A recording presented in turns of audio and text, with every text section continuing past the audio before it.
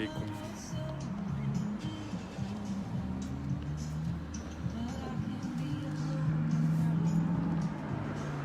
المرة دي بقى حاولت افكر في الموضوع، الصراحة ما جاش حاجة في بالي خالص يعني. قلت يعني ايه عشان بس ما اقطعش العادة، خلينا اطلع anyway. ولو حد ممكن حتى نجاوب على اسئلة او حاجة. ازيك يا تامر؟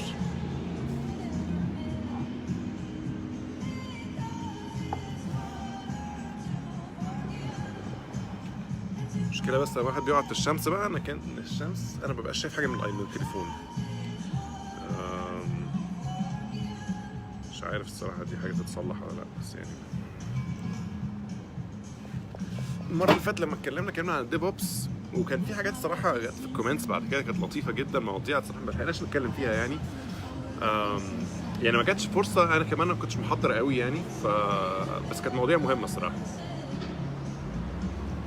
يعني حاجات مثلا آم، زي امتى، طيب امتى تقرر تعمل موضوع ديف اوبس، او امتى او ازاي تهندل حاجات معينه، يعني زي مثلا تعمل، طب الداتابيز هتعمل فيها ايه لو عندك داتابيز، ازاي تعمل الكلام ده. كان في شويه مواضيع حلوه الصراحه، ممكن نبقى مره نعمل لها حاجه لوحدها يعني. بس انا جاوبت عليها ساعتها في الكومنتس يعني، بعد الايفنت، بعد ما عملنا اللايف يعني. عديت كده على الكومنتس وبتاع، وفي حاجات رديت عليها. بس كان في واضح ان في طبعا في جابس كتير، انا اصلا يعني انا مش بشرح الموضوع كله يعني، بس كانت حاجه كويسه. انا ما كنتش عايز الغيه الصراحه يعني. هو كان المفروض ان يعني، عشان بس للامانه، هو كان المفروض يبقى في النهارده معايا جيست. بس هو للاسف اعتذر في اخر لحظه يعني، فعبال ما نجهز تاني ممكن ناخد شويه وقت. بس ما رضيتش ان انا بس ايه يعني، عارف، ما دام واحد اتعود على حاجه مش وحشه يعني، فما حبيتش اقطعها يعني.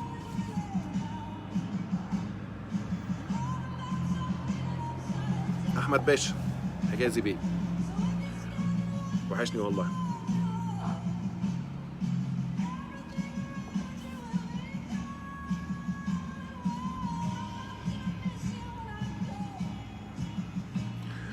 حد بيسأل على فلاتر يا جماعه، انا عمري ما اشتغلت بفلاتر وما عنديش اي فكره عنها يعني. بعيدا عن ان هي يعني حاجه من جوجل وبتعمل شويه شغل يو اي وبتاع، انا ما اعرفش اي حاجه عنها. فيعني جه السؤال ده كتير جدا وانا فعلا ما اعرفش اي حاجه عنها.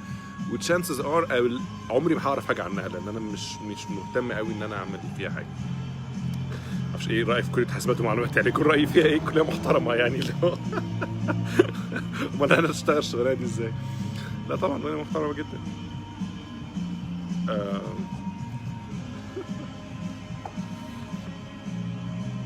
آه، موضوع تقدير مش مهم.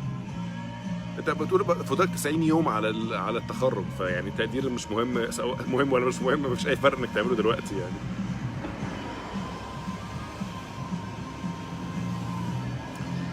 طيب انا في اسئله طبعا جاوبنا عليها كتير، بس هي بما اننا قاعدين يعني، السؤال ازاي اتخطى مرحله ان انا جونيور وعايز ابقى سينيور والكلام ده، او ميد ليفل والكلام. بص، هو في الاخر اي يعني حركه بتبقى ليها علاقه بالاندبندنس بتاعك والسكوب بتاعك يعني. طول ما انت لسه حاسس انك انت محتاج مساعده كتير، محتاج لما حد يديك شغل، محتاج يعني بتحتاج حد يفصصه لك بيزيكلي، ما ينفعش يعني محدش يقدر يديك حاجه مبهمه الى حد كبير وتقعد انت تدور وراها او تعرف تحملها، يبقى غالبا انت لسه جونيور.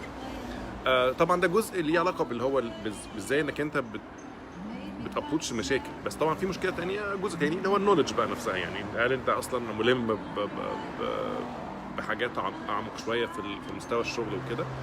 آم، بس زي ما بقول لك، انت اسعى دايما انك انت تقدر تعلم نفسك بنفسك، وتقدر تعتمد على نفسك على قد ما تقدر.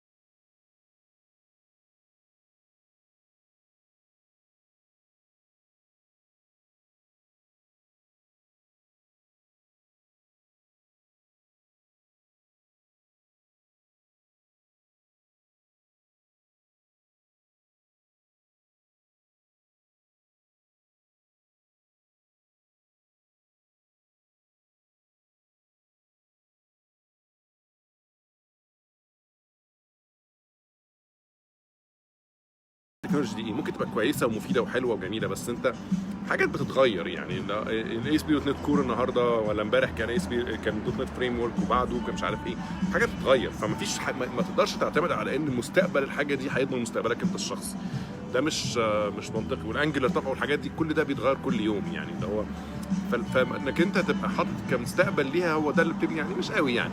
فالقصد عليه ستيك تو بيسكس واللي استخدم الحاجه طول ما هي كويسه، وبعد كده لقيت ان غيرها انقل على غيرها، يعني اللي هو يعني ما تبقاش اتاتشد قوي بالحاجه، يعني اللي هو مش مشكله، يعني كلها في الاخر كود يعني.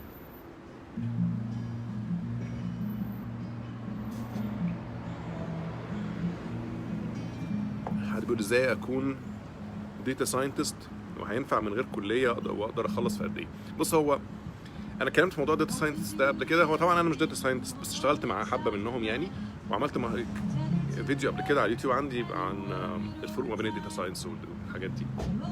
هو داتا ساينس هو انترستنج يعني ديسيبلين كده، يعني هو ما بين البروجرامينج او يعني ما بين السوفت وير انجينيرنج وما بين الستاتستيشنز والستاتستكس والكلام ده، وهو في شويه ماشين ليرنينج طبعا حلوين وبتاع. فهو مالتي ديسيبلين زي ما بيقولوا. هو يعني انت محتاج بروجرامينج لحد ما بشكل معقول، محتاج تلم باساسيات رياضيات كويسه، يبقى عندك ماثيماتيكال باك جراوند محترم، حاجات في زي الستاتستكس والبروبابيلتي وهكذا. وهتحتاج برضه حسب انت هتبني المودلز بتاعتك بتاعت الداتا ساينس بايه. فغالبا هتحتاج مثلا مش بس ماثيماتيكال موديل، هتحتاج مثلا حاجات زي الماشين ليرنينج موديل، فممكن تحتاج ماشين ليرنينج، فمحتاج شغل كتير. فهي وهي في الاخر التعليم مش حاجه بتخلص في قد ايه، يعني انت طول ما انت بتفضل تتعلم لغايه ما توصل لوحدك مع الوقت في المرحله انك انت بقيت مؤهل شويه تشتغل، فبتشتغل وتكمل تعلم. يعني الموضوع ما بيخلصش يعني، فابتدي وخلاص يعني، لو انت عايز كده فعلا يعني. ومن غير كليه ولا كليه ما اعرفش الصراحه، بس يعني محتاج تبقى دارس حاجه منهم على الاقل بشكل كويس، يعني تكون دارس بروجرامينج كويس وتزود الباقي مثلا في الرياضات والماثيماتكس والستاتستكس والكلام ده مع نفسك. يا اما تكون دارس ستاتستكس وماثيماتكس مثلا انت خارج علوم مثلا رياضه ولا دارس الكلام ده، وتزود اللي فاضل في البروجرامينج. يعني محتاج حاجه على الاقل تبقى مسنوده بالجامعه، يعني عشان تقدر. يعني صعب انك انت تبقى مالتي ديسيبلين وفي نفس الوقت مدرسه ولا واحد منهم تخصص، يعني صعب قوي الصراحه.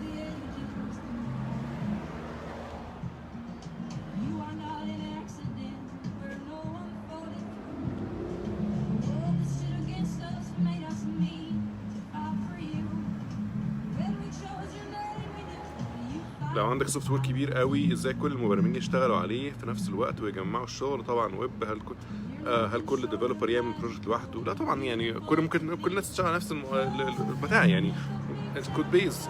ده بقى اللي احنا بنتكلم فيه، الحاجات اللي هي يبقى عندك سورس كنترول، حاجات زي جيت مش عارف الكلام ده محتاج بيلد سيستم، محتاج سي اي سي دي. ده موضوع اللي هو يعني اقرا بقى في السوفت وير انجينيرنج وازاي توصل الحاجات دي مع بعض. ده موضوع كبير يعني، بس ما فيش حد هيبقى كل واحد شغال لوحده، ده يعني انترنشيب في ستارت اب فكره كويسه، هي مش فكره وحشه ولا فكره كويسه، حسب الفرصه يعني. ده سؤال عام جدا، يعني اللي هو مش قانون فيزياء، يعني هو في الاخر حسب كل فرصه لوحدها يعني.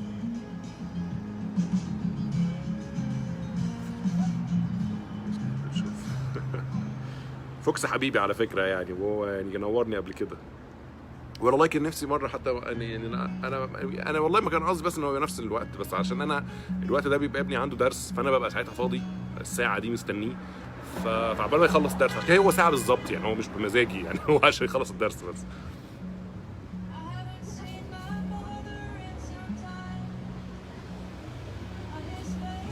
ايه رايك في الذكاء الصناعي عموما، وخصوصا بعد انشاء كليه في مصر وغيروا مسمى حاسبات ومعلومات القاهره؟ الذكاء الصناعي حاجه مش جديده، يعني الذكاء الصناعي ده مش حاجه مثلا ظهرت النهارده، ده ناس في ابحاث من الثلاثينات مثلا ولا بتاع، يعني بقالهم بتاع 100 سنه بيتكلموا في الذكاء الصناعي. بس هو يمكن الفتره اللي فاتت دي علشان البروسيسنج باور تطورت، وبقى في عندنا مجال نطبق الكلام اللي كان نظري زمان. فطبعا بقى ليه تطبيقات بقى كتير بقى، وكل اللي حواليك بقى ده من اول السيرش انجنز والريكومنديشن سيستمز ومش عارف وكل الحاجات اللي انت بتتعامل معاها يوميا والكلام ده، زي السوشيال نتوركس وحتى البنوك والفاينانشال سيرفيسز، وكل الكلام ده بيستخدم مجالات من الارتفيشال انتليجنس. فطبعا تحول مع الوقت ان هو بقى زي هايب يعني، بس يعني مش هايب بمعنى انها حاجه وحشه، هايب بمعنى ان هي بقى في انفستمنتس فيها، وبقى في تطبيقات واضحه الناس تقدر تريليت ليها يعني. فسواء بقى يعني غيروا اسم كليه او ما غيروش اسم كليه، دي حاجه هترجع لهم. هو كده كده بيدرس قبل كده جوه نفس الكليه، فما اعتقدش ان هي حاجه جديده قوي يعني. فدي بقى شغل سياسه، انا ما عنديش فكره الصراحه فيه يعني.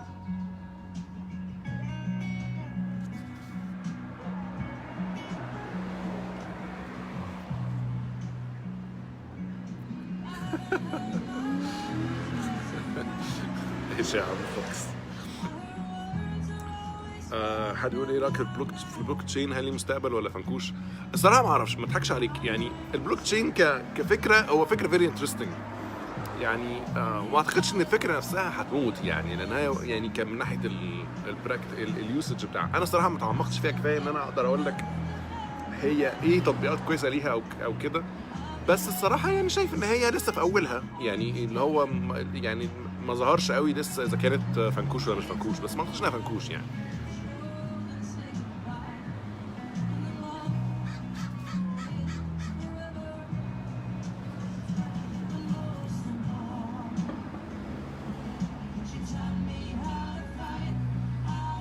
حد بيسال عن حاجه اسمها فلاي ويت باترن، انا عمري ما سمعت عنه الصراحه، مش معنى كده ان هو مش موجود يعني، بس انا ما اعرفوش. فيعني جوجلت بقى انت ونصيبك يعني. ينفع حد يشتغل سوفت وير انجينيرنج من غير مهاره البروبلم سولفنج؟ انا بس ببقى عايز دايما اتاكد ان الترمز مظبوطه يعني. قصدك ايه مهاره بروبلم سولفنج يعني هل قصدك اللي هي هل قصدك ايه مهاره بروبلم سولفنج يعني؟ هل قصدك ان هي انك انت تقدر انك تحل مشاكل عموما، ولا اللي هي مسائل الفوازير اللي هي مش فوازير، اللي هي المسائل زي بتاعت الاي سي ام والكلام ده؟ لان ده سؤال، ده بس الترم ساعات بيستخدم في الاثنين. فلو قصدك الموضوع اللي هو المسائل اللي هي بتاعت الاي سي ام والكلام ده، مش ضروري، بس في نفس الوقت لو واحد بيطمح ان هو يشتغل في شركه كبيره، اغلب الشركات الكبيره بيبقى ما تخليها غالبا هتعدي على حاجه زي كده يعني. هتحتاج ان الكلام ده في الانترفيوز والكلام ده، فمحتاج تبقى على الاقل ملم بيها. صعب قوي انك انت تبقى ما تعرفهاش خالص يعني، تخش الانترفيو وتعدي يعني. لكن هل انت جوه هتعمل حاجات كده؟ لا طبعا، مش بالضروره دي. هتستخدم بقى البروبلم سولفنج العادي بقى، لو هو انت عندك مشكله وبتحاول تحلها، ده حاجه ثانيه يعني. Any books or reference discussing architecture design patterns؟ في كتاب طبعا، كتب مارتن فاولر. لما اتكلمنا عن الاركتكتشر قبل كده، كانت كتب مارتن فاولر عموما كلها ممتازه يعني. في اللي هو الكتاب بتاع اسمه انتربرايز اركتكتشر باترنز، حاجه زي كده. ده كتاب حلو قوي. في كتب بقى في مواضيع معينه في الاركتكتشر يعني. هتلاقي مثلا في كتب في المايكرو سيرفيسز، هتلاقي كتب مثلا في الحاجات اللي هي بوب سب مودلز ومش عارف ايه والكلام ده، هتلاقي في كتب في باترنز معينه. بس اعتقد لو انت عايز تبتدي تقرا كتاب، ممكن تدور في الكتب بتاعت مارتن فاولر عموما.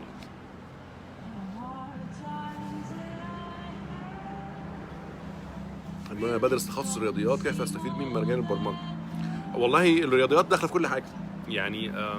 عايز تشتغل في الداتا ساينس هتلاقي يعني هيبقى ليك مدخل هناك. عايز تشتغل في الحاجات بتاعت الماشين ليرنينج والكلام ده، ممكن تتعلم مع عندك لو عندك تخصص رياضيات، ممكن تساعدك في الحاجات دي. في حاجات السيميوليشن طبعا، حاجات اللي هي مثلا زي ما اعتقدش بالظبط انها جيم بروجرامينج يعني، بس في حاجات كتير في الفيزيكس اللي لو انت ملم بالكلام ده ممكن تلاقي شغل. بس يعني هتحتاج الاول انك تبني يعني، محتاج تتعلم البرمجه الاول، وبعد كده هتلاقي نفسك لقيت طريقك يعني.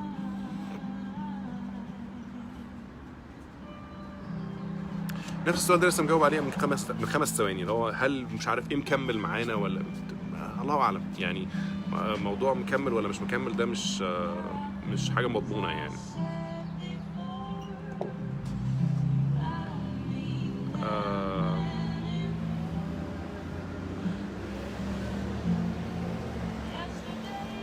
انا كنت شغال بروبلم سولفنج، بعدين بدات فرونت اند، بس حاسس ان فتره ان هنقل ال وحاسس المجهود اللي بذلته في بروبلم سولفنج كده بيضيع.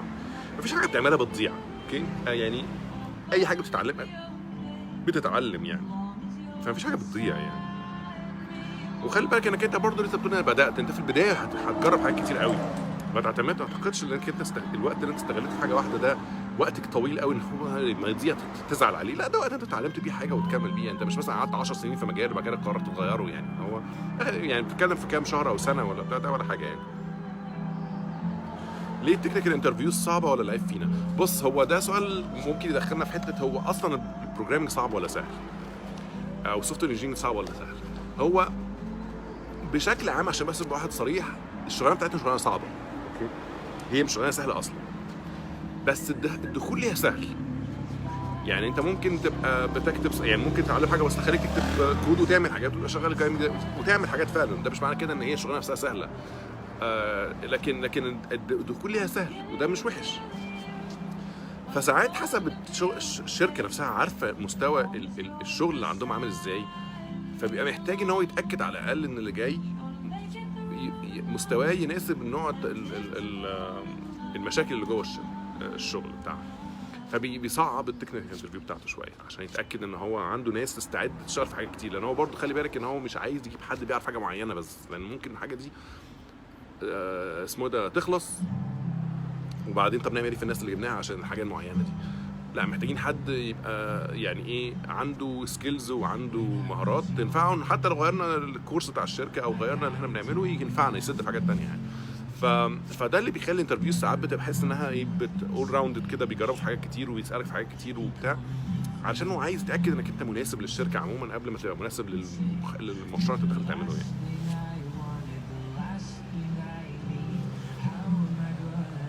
People saying that web development is dying. What's your opinion? مش بقى dying ولا مش dying، يعني dying خير، يعني انا ما اعرفش اذا كان dying ولا مش dying، ما اعتقدش انه dying، بس يعني بس اللي قصدي عليه في الاخر سواء داينج ولا لا، هيبقى دايما في وسيله تعمل بيها تطبيقات للناس. الناس تستخدم السوفت وير ازاي؟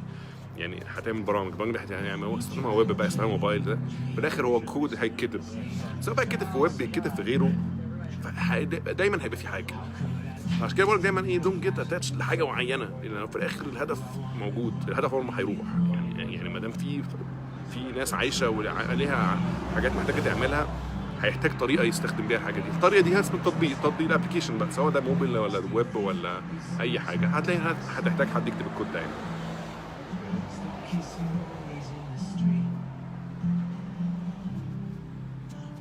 وايه الفرق بين الهيب والستاك؟ انا عارف ان الستاك هي الهيب، بس بس اللي مش عارفها.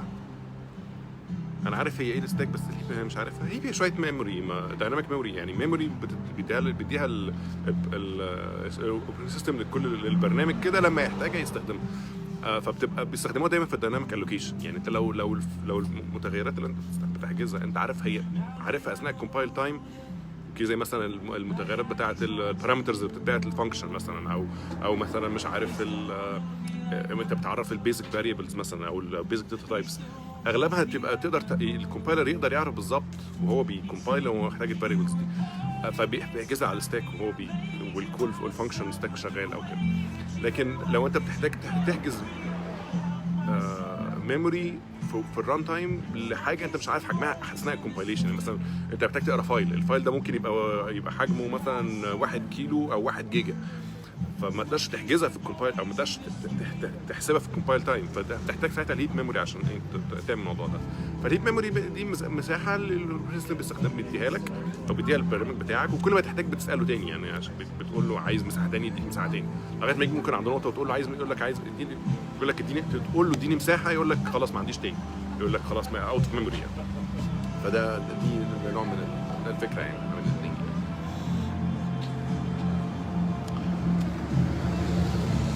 انا برضو في كذا حد لما بيسال على فكره مجال او تكنولوجي، انا من النوع اللي ما بيحبش يربط. رجع تاني اهو، سوري بقى حصل عطل فني. طيب في حد بيسال ايه افضل مجالات المتاحه حاليا، وايه رايك في مجال الاي دي اف من اوراكل؟ بص دي بقى الحاجه ساعات اللي انا شخصيا بتزعلني.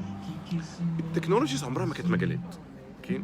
يعني مجالات انا فكري المجال ده حاجه اكبر من كده بكتير. يعني مثلا انا مجال مثلا كان في السوفت وير انجينيرنج ده مجال، سكيورتي ده مجال، مش عارف الداتا بي او الداتا انجينيرنج ده مجال، مثلا كومبايلرز مش عارف الديستريبيوتد سيستمز، الحاجات دي مجالات، دي تقدر تقول عليها مجالات ممكن واحد يقعد عمره فيها يشتغل فيها ومش هتخلص يعني، اوكي؟ حاجات. لكن التكنولوجيز دي حاجه بتروح وتيجي، يعني ما تربطش نفسك بابدا. اصلا اي دي اف مثلا في اوراكل او الاي اس بي دوت نت ولا مثلا الوورد بريس ولا بي اتش بي، دي حاجات بتتغير، مهما ما فيش حد يقدر يضمن لك ابدا انها هتفضل موجوده. ده بالعكس انت ممكن عبال ما تخلص كلام تكون خلصت. الاي دي اف مثلا من الحاجات اللي في اوراكل دي الله اعلم مين يعني، يعني ما فيش، يعني مش معنى كده انها وحشه او حلوه، بس القصد عليه في الاخر ان هي ما تحطهاش في ذهنك انها مجال، هي وسيله لتحقيق حاجه.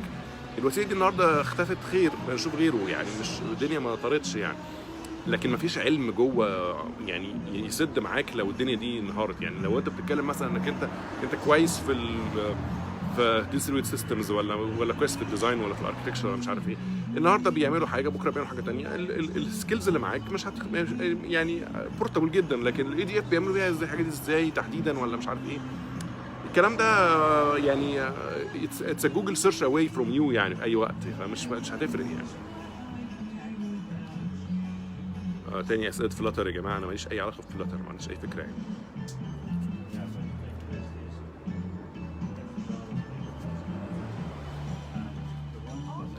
structural design patterns to GOF جانجو 4 يعني، مش فاهم قصدك ايه السؤال وفين السؤال.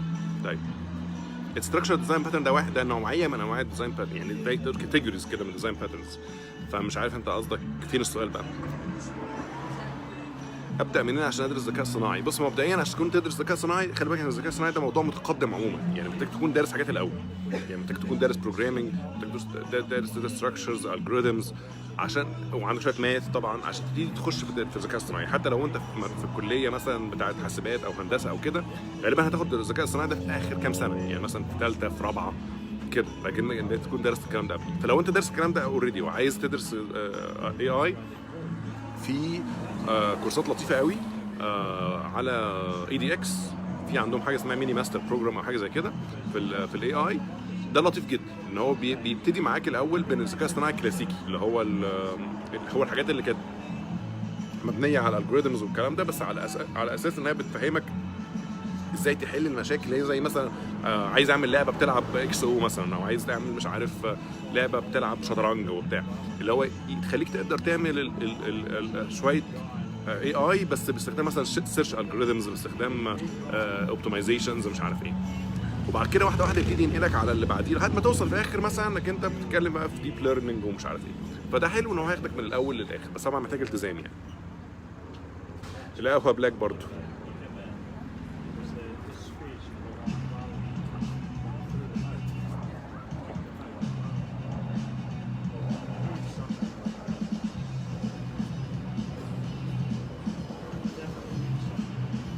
ايه افضل موقع اجيب منه اكزامبل وتمارين حقيقيه يساعدني في الشغل؟ بص هو حسب انت عايز تمرني على ايه.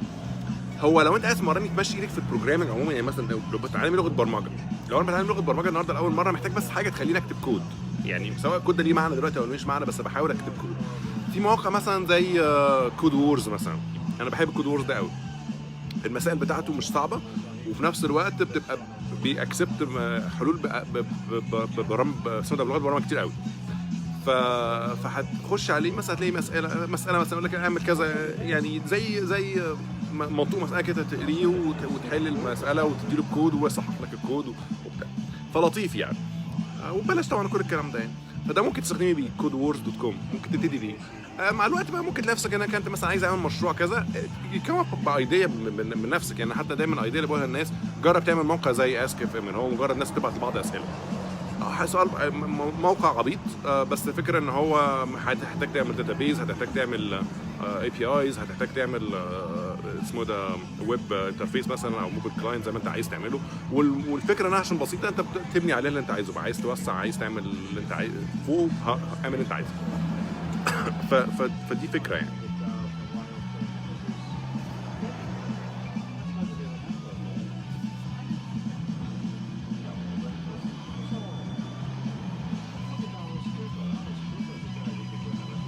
انا حاسبات ومعلومات لسه جديد ومش عارف حاجه وعايز ابدا منين.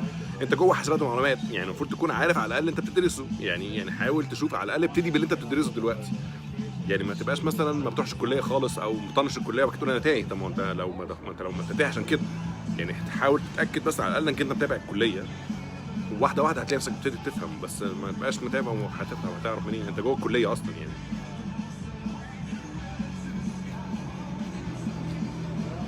لو سمحت انا جاي اني ادخل امتحان خاص بشركه امازون، تنصحني بايه؟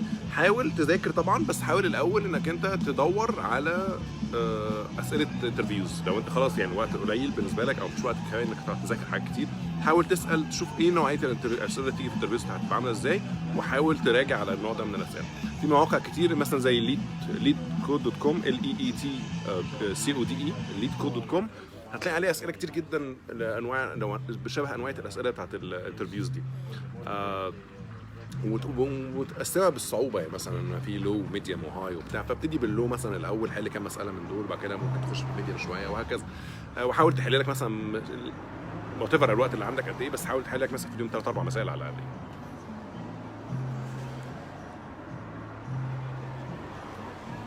انا كفرونت اند هل الاوبجكت اورينتد جافا سكريبت تفيدني؟ امال هتفيد مين؟ يعني انت بتشتغل فرونت اند وبتشتغل جافا سكريبت، اكيد هتحتاج تتعلم يعني.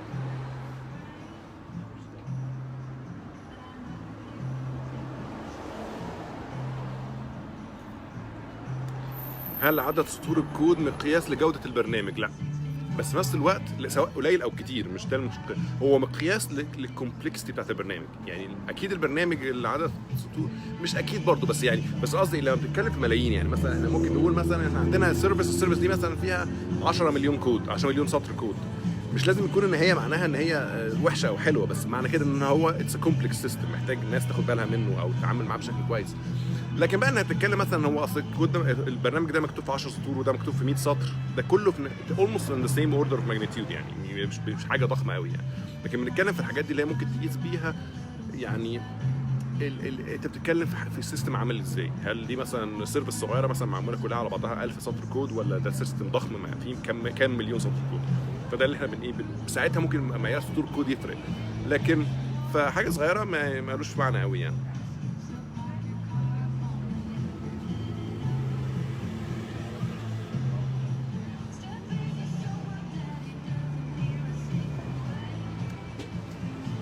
بدرس ويب ومعايا معهد سنتين، فعاوز اعرف ايه السكيلز اللي تبقى معايا وتعوض لي في موضوع الكليه وتخليني راس براس باللي معاك. انا ما بحبش الجمله دي الصراحه، يعني عارف انا معاك طول ما انت عايز تطور نفسك، لكن فكره راس براس والكلام ده انا ما بحبش المقارنات الشخصيه دي قوي يعني خليك في نفسك، او خلي كل واحد في نفسه يعني حاول تعلم انك تطور نفسك انت شخصيا، ده يبقى هدفك الاهم يعني.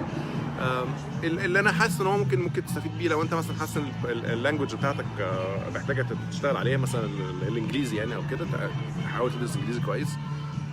انك انت تقاس نفسك في اساسيات البرمجه نفسها، ده هيفيدك جدا طبعا. حاجات بقى زي البروجرامينج بارادايمز الالجوريثمز والكلام ده هيفيدك جدا. وحاول انك تشتغل يعني ما فيش يعني سواء بقى معهد سنتين مش ما خلاش عائق او حاجه في طريقك كده، اشتغل على نفسك واشتغل. كوانتم كومبيوتنج، طب فين السؤال بقى؟ يعني حد يديني سؤال.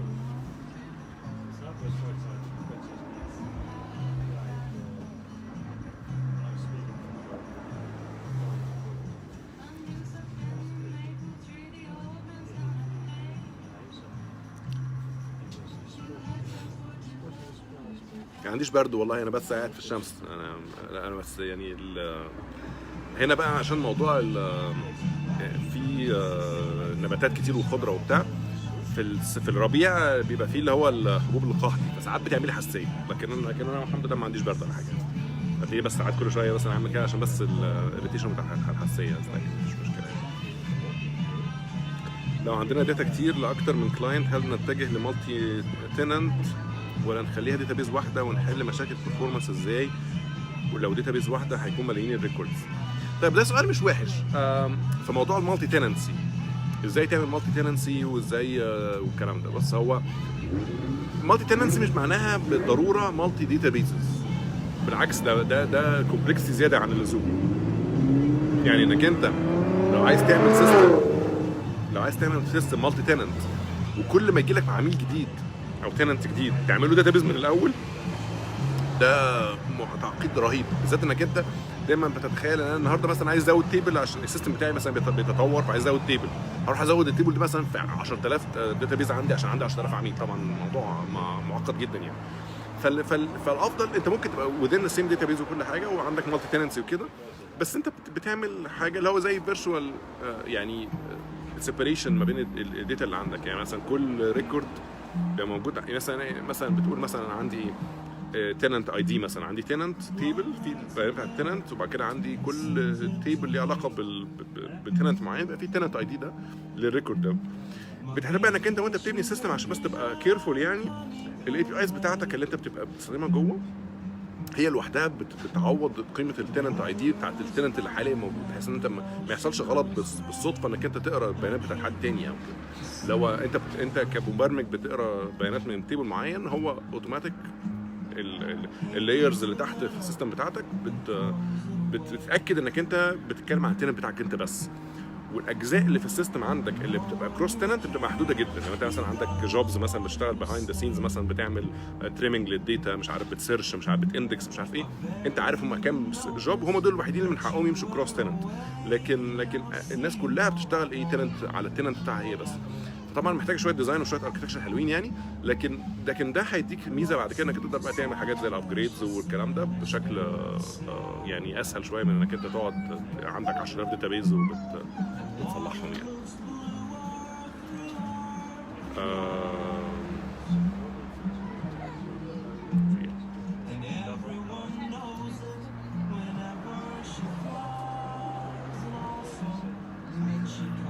كيف راس كويس انك انت حطيت اللينك بتاعت ليد كود. انا قلتها بالبق كده، بس طبعا انا يعني عارف ساعات الصوت ما بيبقاش واضح.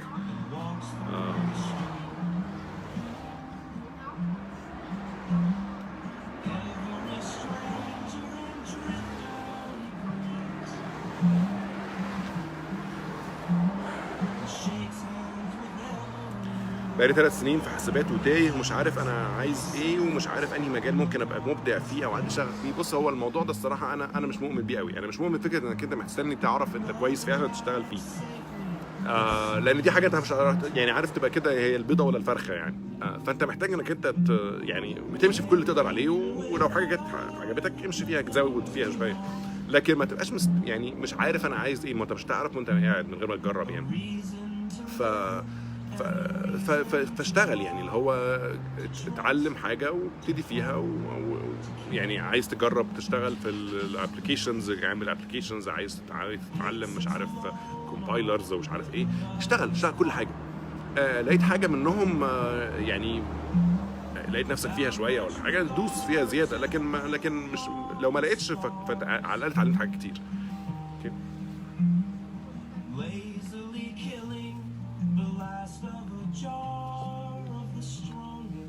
What is the career path for a developer who only wants to do coding؟ ماشي، هو عايز يعمل ايه تاني يعني هو ايه الكارير باثز اللي هو شايف ان هو مش عايز كودنج يعني؟ هل قصدك ان هو مش عايز يبقى مانجر مثلا؟ ممكن يبقى سوفت انجينير من غير ما يحتاج يبقى مانجر يعني، بس محتاج شويه معلومات زياده منك عشان افهم قصدك ايه.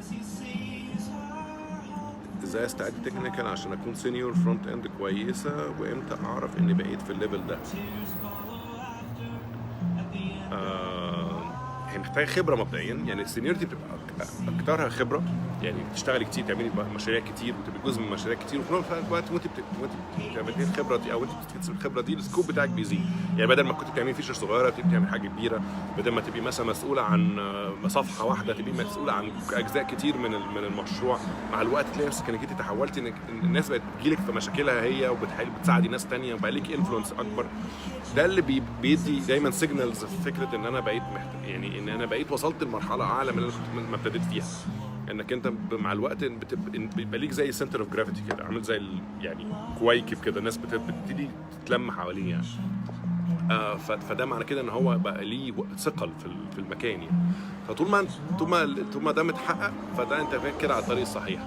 لو حاسه طول الوقت انك انت لاكينج في الموضوع ده، يبقى محتاجه انك تشتغلي على الحاجات اللي ناقصاك. ايه المشاكل اللي دايما بتحسي انك محتاجه حد فيها وتبتدي تزودي فيها؟ محتاجه بقى تقري اكتر، محتاجه تقري شويه ودي حاجه مش يعني القرايه دي او المذاكره دي حاجه طول الوقت، بس محتاجه انك انت تتعمقي اكتر بحيث انك تقدري تحلي مشاكلك بشكل مع نفسك، مش محتاجه حد يساعدك فيها.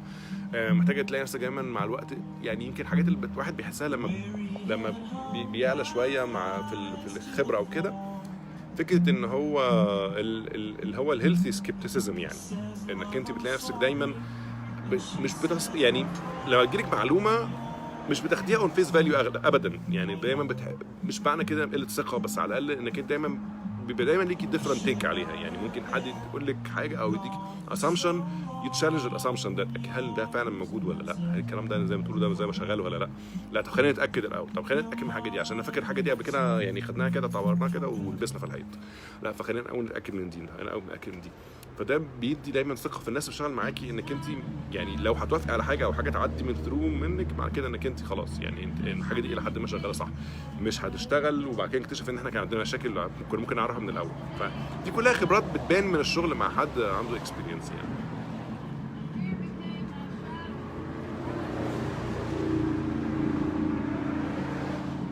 مع احترامي ليك، طب كلمه مع احترامي ليك دي بحس دايما وراها شتيمه، فانا مش عارف ايه اللي هيجي وراها. مع احترامي ليك امتى تقول ان انت كنت نوب يعني لحد سنه كام وكنت اقل من عادي وبعدين بقيت تنين؟ بص لا انا اقول لك حاجه بس لا انت طبعا يعني انت بتتكلم معايا فانا اكيد كنت تنين طول عمري. بسمعني انا اوبس التليفون كان هيقع. التليفون كان هيقع. شفت التنين طلع. فانا ازاي اظبط التليفون بقى؟ انا اسف على العطل الفني ده. انت لو كنت قاعد كنت شفت المسكه اللي حصلت من شويه دي. انا وقعت حققت التليفون من قبل ما يقع على الارض مثلا ب 10 نانومتر. ما علينا. لا هو بص، هو كلنا كنا نوبز في يوم من الايام، بس في فرق. يعني في نوب اللي هو طول الوقت بيسال حواليه وطول الوقت عمال يسال الناس ومش عارف ايه وبتاع ومضيع وقت ناس كتير. وفي نوب عارف انه نوب وبيدور ويتعلم. اوكي انا يعني اعتقد ان انا كنت من النوع الاخر. يعني انا عارف ان انا ما اعرفش حاجات كتير، بس كنت بعرف اعلم نفسي، ادور على شغل، ادور على معلومات، ادور على ده. كنت عارف ان انا اقدر اتصرف، كنت بعرف اتصرف. ودي يمكن فيا لحد دلوقتي ان انا يعني ايه ممكن اخش في حاجه وانا عارف ان انا ما اعرفش حاجات كتير، بس عارف ان انا هتصرف. اوكي فدي سواء بقى الحاجه دي كانت قد كده او الحاجه دي قد كده، ستيل سكيل بتسكيل معايا يعني.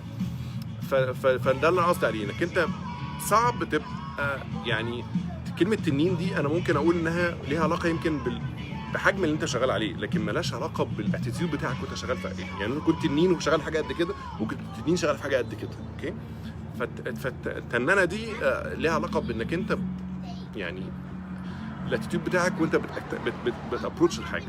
اوكي عشان ده وصل لك اللي انا قلته ده بعد الوقعه الفظيعه دي، بس يعني لو ما وصلكش قول لي.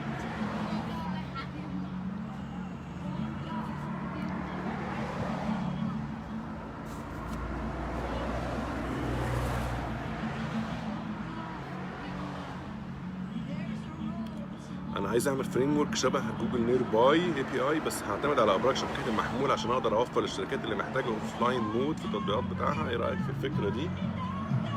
لو افترضنا ان في شركه بتحتاج مستخدم معاها نت، ما اعرفش صراحه. يعني انت بتقول حاجه ضخمه قوي او يعني حاجه كبيره، انا ما عنديش تفاصيل كتير عنها. انا ما اعرفش اصلا ايه جوجل نير باي اي بي اي، ما عنديش اي فكره الصراحه.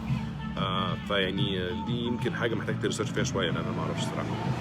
الانجليزي هندسه حسنه ازاي؟ بص هو انا اتكلمت في موضوع الانجليزي ده قبل كده. بص انت حسب انت محتاج تحسن ايه. يعني هل انت مثلا عندك اوريدي قواعد كويسه، انت دارس انجليزي كويس، بس انت ما عندكش يمكن المهاره بتاعت المخاطبه مثلا، او انك انت تسمع وتفهم بسرعه او الكلام ده. دي حلها بسيط. دي حلها مثلا انك انت لما تيجي تتفرج على حاجه بالانجليزي، مسلسلات مش عارف ايه، ما تتفرجش بترجمه، اقعد تتفرج على قد ما تقدر حتى لو مش فاهم حاجه في الاول. تسمع كتير مع الوقت ده هيخليك تجبر مخك ان هو يتعود ان ما عندوش وسيله ثانيه انه يفهم غير ان هو يحاول يفهم الكلام. اوكي بس ده طبعا معتمد اصلا انك انت عندك المفردات، انت عارف المفردات، يعني انت دارس الكلام ده كويس، انت ما كنتش مثلا ضايع في طول عمرك دارس الكلام ده وبتاع، فده هيعلمك. المخاطبه طبعا بتيجي بان حاجات زي انك انت تحاول تتكلم مع ناس ما بيتكلموش عربي اصلا، يعني تحاول تتكلم حتى مع نفسك يا اخي، اللي هو حاول تتكلم كتير يعني. لكن لو انت ما تعرفش حاجه خالص يعني او يعني مستواك في الانجليش نفسه ضعيف، يعني محتاج اصلا تشتغل على اساسيات، يعني تدرس جرامر، تبقى عندك تحفظ فوكابلري كتير، زي ما كنا في مدارس كده، اللي هو تمسك ورق مليان كلمات وتقعد تحفظها. ما فيش حل اخر، يعني هتعرف كلمات ازاي يعني؟ على الاقل تبني تبوت ستراب الموضوع الاول. يعني في جزء كده عندك محتاج مجموعه كلمات معينه، عدد معين من الكلمات، زي مثلا 10000 كلمه ولا 1000 كلمه، تبقى عارفهم مبدئيا عشان على الاقل تبقى لما تسمع كلام تسمع الطشاش، تفهم الطشاش ده ايه.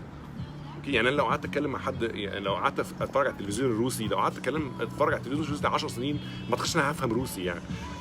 لان انا ما بعرفش الكلام اساسا.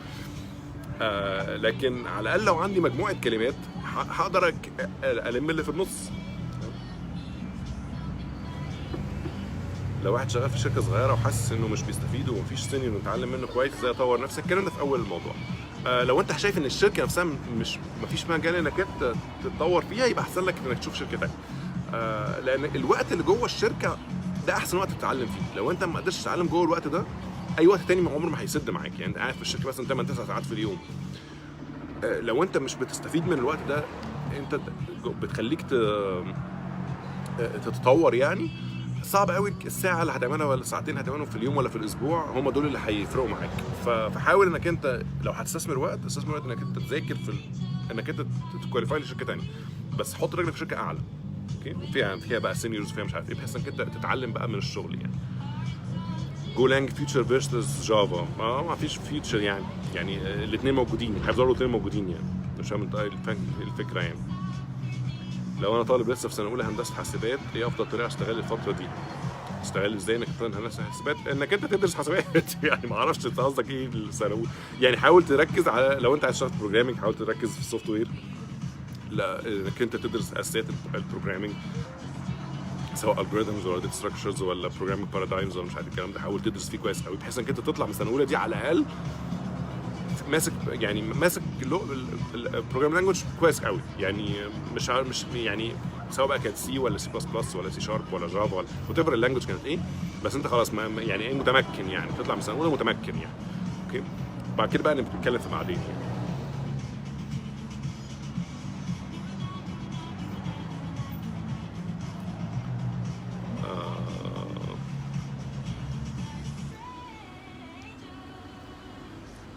تخصص اي اس ولا اي تي؟ لان السنه القادمه اتخصص ليا والناس كتير بتتفرج حاليا، ويا ريت. انا ما اعرفش صراحه التخصصات عامله ازاي. يعني التخصصات دي كلها اعتقد دي بتاعه حاسبات ومعلومات. انا ما كنتش حاسبات ومعلومات، فما اعرفش صراحه التخصصات الفروق بينها بالظبط عامل ازاي يعني. فما اعرفش مثلا ايه الفرق بين الانفورميشن سيستمز والانفورميشن تكنولوجي، ده لو تخصصين مختلفين، فما اعرفش صراحه ايه الفرق بينهم. فما اقدرش افيدك. يعني في هندسه ما كانش عندها تخصصات، هو كان كله بيتفشخ زي بعضه.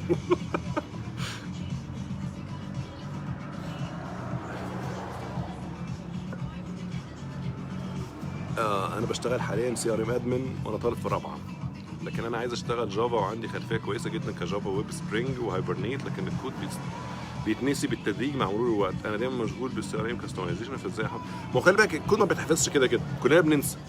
يعني انا دلوقتي بشتغل بس ساعات بشتغل في جافا وساعات حاجه هايبرنيت وبتاع. انا كل يوم تقريبا بجوجل نفس الكلمتين، ايه اللي مش عارف ازاي بتعمل مش عارف ايه وازاي بتعمل مش عارف ايه. ده بيتنسي وبنفتكره واحنا قاعدين بنشتغل. عمره ما كانت يعني انا يمكن لسه من اول كان امتى اول امبارح كنت بسيرش ازاي تكتب حاجه بجي دي بي سي، يعني اللي هو يعني بيسك اي حد المفروض بيتعلم جافا النهارده يكون فاكرها. انا مش فاكرها عادي، يعني الدنيا ما طارتش يعني، فايتس فاين يعني. الكود الاي بي ايز والكلام ده عمره ما كان مشكله. يعني انت على الاقل عارف انت عايز تعمل ايه. يعني انت عارف لو وصلت لمرحله انت عارف انت عايز تكتب ايه، تكتبه ازاي بقى دي ولا حاجه، فاهم؟ يعني خلاص هكتب الفانكشن دي هحتاج انهي فانكشن فيها مش عارف ايه ولا حاجه، هتدور على الكلام ده وتعرف.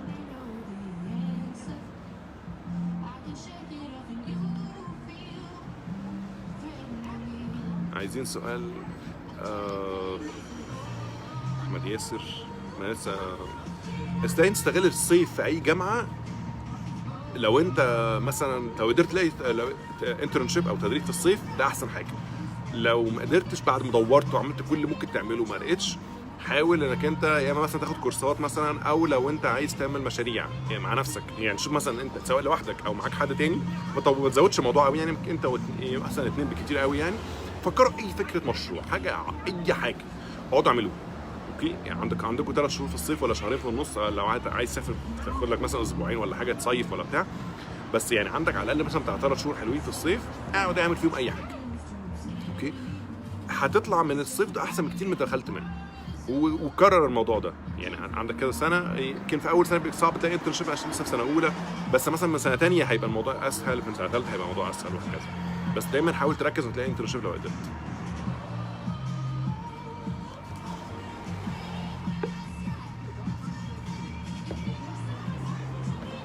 ما اعرفش حاجه عن مجال اي ار بي، مش اي فكره يعني. تشيز كيك. ده كان زي تيم بيلدينج ايفنت كده، كان يعني زي الصوره كنت حاطها بتاعت التشيز كيك امبارح دي. هو في زي تيم بيلدينج يعني ايفنت كنا عاملينه، فرحنا زي مكان بيعلموا بيكنج، كان نوع من الفانتازيا يعني، اللي هو نجرب نبني نعمل تشيز كيك وبتاع. بقى في واحد بيعلمك يعني، انت مش بتعملها من الصفر يعني، اصلا مش بتعملها من الصفر، انت مش بتعملها يعني، بتكتشف ازاي تعملها. هو بيقول لك تمشي على الخطوات يعني، سوري بس بعد البتاع ده عشان يقع. طيب حد بيقول على حالك معايا، انا مش بعد سن ال 40 يا جماعه، انا عندي 35 سنه لسه ما وصلتش بعد سن ال 40 فاللي هو النبي ما تكبرين اكتر من كده. طب بالنسبه للي يدرس الكتريكال انجينيرنج مهتم بالتكنولوجيا زي البلوك تشين والدراسه الاكاديميه مالهاش علاقه خاصه، يدرس بلوك تشين يا جماعه. لو عايز تدرس حاجه تدرس يعني مش لازم كل حاجه تدرس جوه الجامعه يعني. بص خلي بالك، انا كتير بقعد اتكلم عن اهميه الجامعه في الدنيا ومش عارف ايه، بس مش معنى كده ان هي دي منتهاك يعني. الجامعه يمكن من الحاجات اللي بتعلمك من ضمن التعليم اللي هو التكنولوجي اللي هو الاكاديمي والكلام ده، في فايده مهمه جدا في الهابتس اللي بتتعلمها في الجامعه. اوكي، هابتس بمعنى ايه؟ انا عايز ادرس حاجه، هعمل ايه؟ هدور مثلا، هجيب كتاب، هقعد ازاي اذاكر الكتاب يعني، ازاي اذاكر دي في حد ذاتها مهاره. اوكي، فانت عندك الحاجات دي، ودام وصلت انك انت دخلت كليه هندسه ولا كده، فانت اكيد عندك ازاي بتعرف تذاكر، ما انت عارف بتعرف تذاكر ازاي، وما انت وصلت ازاي. اوكي، فانت بتعرف تذاكر، ودي مهاره لو تعلمون فهي شيء عظيم يعني. جميل. فممكن تذاكر اللي انت عايزه يعني. بلوك تشين ده مش حاجه علم فضاء يعني، انت ممكن تكون اصلا بتدرس علم فضاء في الهندسه يعني، فالموضوع مش بالك مش مشكله قوي، وممكن تقعد تدرسها يعني. هل الكوانتم كومبيوتنج هيزيد من قوه النيورال نتورك وتبقى كومبلكس اكتر؟ الله اعلم. مفيش اي فكره صراحه.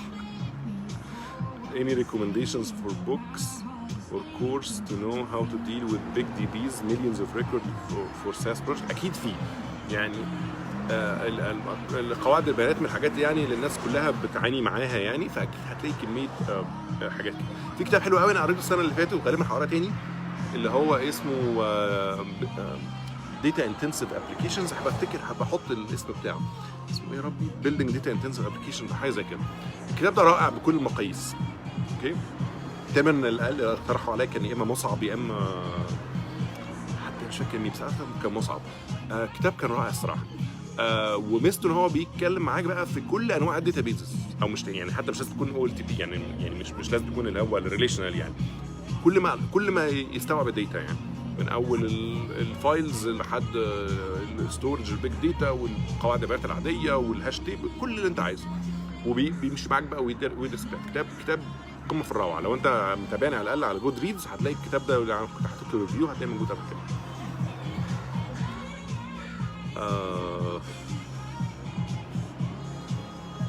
عندك ترشيحات لكتب للناس اللي ما عندهاش سي اس باك جراوند محتاجين يعرفوها؟ في كتاب حلو قوي دايما برشحه اسمه كود سي او دي يعني كلمه كود، ذا هيدن لانجويج اوف هاردوير اند سوفت وير، حاجه زي كده. ده بتاع الواحد دماغه بتروح من دايما اسامي الناس من اقصى الحاجات اللي افتكرها، بس هو كتاب عمل اسمه كود، كتاب صغير مش كبير، بس ميزته ان هو بيديك بقى ايه اللي هي الخلاصه بتاعت يعني ايه لوجيك ديزاين، يعني ايه مش عارف الحاجات الاساسيه بتاعت الالكترونكس، مش عارف الحاجات بتشتغل ازاي الكلام. مش لازم تدرس الالكترونكس بس بيفهمك اللي دي جت منين يعني، الهاردوير ده بيشتغل ازاي يعني الكلام ده. فده الكتاب ده حلو قوي يعني، لو عايز تبص عليه هيعجبك يعني.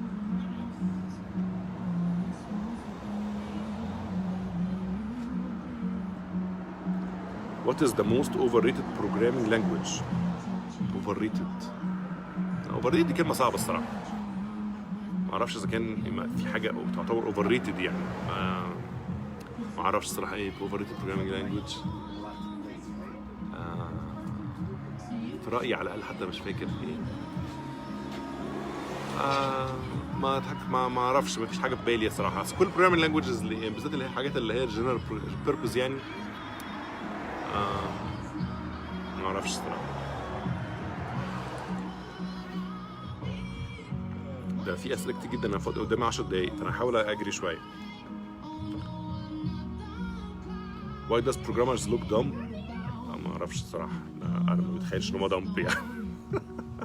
ده عامل زي اللي هو ممكن واحد غبي، زي اللي كانت سالة اللي كان جاي على اسك فيلم قال له ممكن واحد غبي يبقى سوفت وير انجينير. هيبقى سوفت وير انجينير غبي يعني مش مشكله يعني، فاللي هو نفس الفكره يعني، لو واحد غبي هو شكله غبي هنعمل ايه طيب؟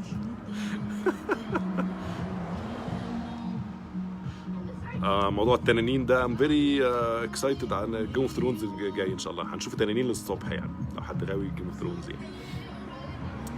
انا حاسس ان انا بعيد قوي على الاسئله ان الناس تسال ساعه الاسئله دلوقتي بتاعت ساعه ما كان بيقع مني التليفون، فالكلام ده من زمان قوي. لسه بص شارلز بيتزو، لو حد فكرني باسم الكاتب بتاع الكود، كتاب كود شارلز بيتزو. كاتب ده رائع مبدئيا يعني، كتب كلها جميله.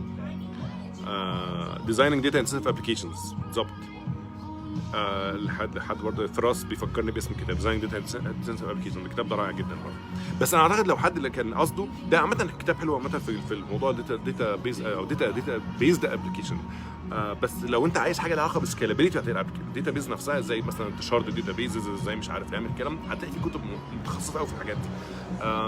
في كتاب انا هدور على اسمه بس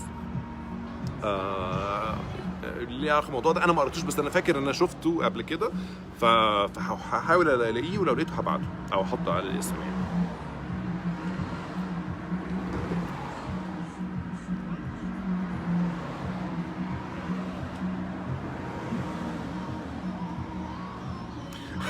ميديوم رير اور ويل دان ستيك.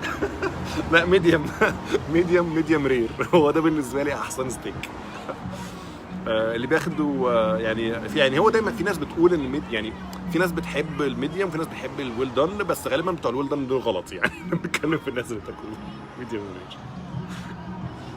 ايه اهم المواد في مجال السي اس المفروض الحد يركز معاها عشان يشتغل في المجال ويكون عنده اساسيات كويسه؟ ورينا نتكلم عن مواد زي الثيوري كومبيتيشن والالجوريثمز. ما ده اللي انا كنت بقوله، المواد اللي هي المهمه جدا. انا بحب كلمه مواد بس يعني مواضيع يعني المهمه اللي في كمبيوتر ساينس: algorithms, data structures, programming paradigms. البروجرام بارادايمز اللي هي زي اوبشن اورينتد، فانكشن اورينتد، كونكرنسي، مش عارف باراليل بروجرامينج، كل الكلام ده. سيستم ديزاين، حاجات زي الداتابيز ديزاين، حاجات زي السكيورتي، مواضيع زي طبعا السكيورتي في حاجات كتير قوي جوه السكيورتي يعني كريبتوجرافي، مش عارف اثنتيكيشن، بلاوي زرقاء كتير. اوكي. في عندك حاجات ليها علاقه بال مثلا ايه، في مواضيع طبعا هاردوير شويه مثلا زي مايكرو بروسيسورز، مش عارف ايه. ده مفيد برضو للناس اللي بتبقى عايزه تفهم الكلام ده. في موضوع كتير، بس انا بقول لك الحاجات اللي ذكرتها دي على الاقل مفيده يعني. الكومبايلرز، الاوبريتنج سيستمز طبعا مفيدين جدا يعني صعب جدا حد تلاقيه فاهم حاجات زي الباراليل بروجرامينج من غير ما يكون فاهم اوبريتنج سيستمز، لان هو اصلا مشكله الباراليل بروجرامينج دايما تبقى في اوبريتنج سيستم اصلا، فانت ازاي تفهم الاثنين محتاج تكون فاهم ده. الول ده في القلب. الول ده انت تضيع فلوس وربنا، الول ده انت تضيع فلوس. ايه الفرق مشاكل البرمجه بره مصر جوه مصر؟ بص، هو الفرق بره مصر على الاقل يعني باللي انا شفته هو في احترام اكتر للسوفت وير انجينيرنج. يعني اغلب الشركات بره اللي اشتغلت فيها على الاقل فيها احترام اكتر للسوفت وير انجينيرنج. يعني بقى في ريليس سايكل ماشيه بطريقه معينه، في ريكويرمنتس ليها في ديفلوبر بيشتغل على ريكويرمنتس، في كيو اي بيتاكد من الموضوع، في ريليز مانجر ماسك الريليس سايكل، في بروسس شغاله، في مواعيد تسليم، مش عارف الكلام ده واضح وصريح. الكلام ده على الاقل في الفتره اللي اشتغلت فيها في مصر كان عايم الى حد كبير يعني فده يمكن الجزء اللي هو بتحس اكتر بانك انت بتشتغل في سوفت وير انجينير. انا قهوه خلصت والوقت تقريبا كمان خلص، فانا قدامي بالظبط 1 minute. Should you always look to try new technologies even if it's in the nooks and crannies of your free time, and how to do yourself, how do you self-appraise? طيب بص هو مش وحش انك انت تدور على تكنولوجيا جديده تتعلمها، ده مفيش مشكله فيه، بس طبعا ما يبقاش بيطغى على حاجات تانية، بالذات لو انت عارف ان الحاجات دي بتتغير بسرعه وكده، اللي هو يعني عايز تمشي في ايدك مش مشكله، بس طبعا حاول يبقى ليك your own personal life عشان ما تضيعش حاجه اوقات مهمه في حياتك يعني. طيب انا لازم امشي دلوقتي، اسف عشان الميعاد خلاص خلص يعني. فطبعا القعده بتاعتكم ما بيتشبعش منها يعني، ربنا يسهل الاسبوع الجاي معانا موضوع كويس، وهنحاول نعمل موضوع كيو ان ايز ده على قد ما نقدر كتير يعني. يلا تصبحوا على خير.